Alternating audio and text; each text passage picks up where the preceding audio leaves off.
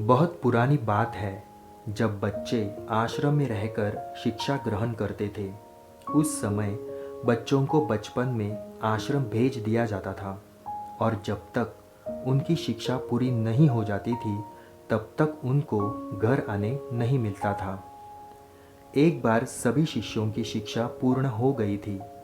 तभी उनके गुरु ने सभी शिष्यों को बुलाया और 3 एक समान लकड़ी के खिलौने उनके सामने रख दिए और सभी सदस्यों से पूछा कि बताओ इनमें क्या अंतर है।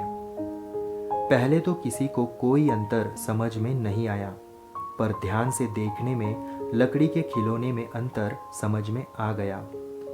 एक शिष्य ने कहा, इसके एक कान में छेद है, दूसरे खिलौने के मुंह और कान में छेद है और तीसरे खिलौने के दोनों कानों में छेद है। गुरु ने उन सभी सदस्यों से कहा कि जीवन में तुमको भी इसी प्रकार के लोग मिलेंगे। पहला खिलौना जिसके दोनों कानों में छेद है वह यह दर्शाता है कि जब आप किसी को अपनी समस्या सुनाएंगे तो वह एक कान से सुनेगा और दूसरे कान से निकाल देगा।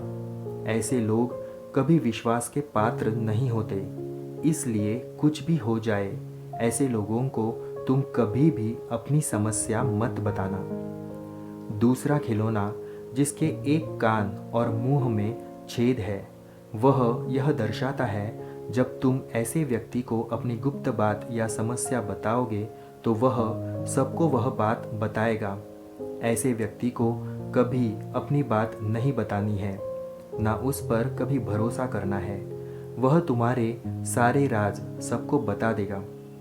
तीसरा खिलौना जिसके एक कान में छेद है ऐसे व्यक्ति का प्रतीक है जो हमारी बात ध्यान से सुनते हैं और ना किसी से कहते हैं, बल्कि हमारी समस्या का समाधान भी हमें बताते हैं। ऐसे व्यक्ति सदैव मित्रता करने के योग्य होते हैं और हमेशा हमारे सुख दुख में हमारे साथ होते हैं। जब भी ऐसा कोई व्यक्ति मिले जो तुम्हारी बात किसी से ना कहे और तुम्हारी हर समस्या का समाधान करे तो उसको कभी नहीं जाने देना, उसे हमेशा मित्र बनाकर रखना।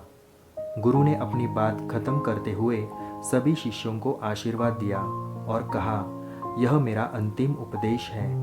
मैंने तुम लोगों को बहुत ज्ञान दिया था, पर यह ज्ञान तुम लोगों को जिस समाज में तुम जा रहे हो उसके लिए है। इसको हमेशा याद रखना और जीवन में आगे बढ़ना। इस कहानी से हमें किस प्रकार के लोगों को अपना मित्र बनाना है और किस प्रकार के लोगों से हमें दूर रहना है, इसका ज्ञान प्राप्त होता है। धन्यवाद।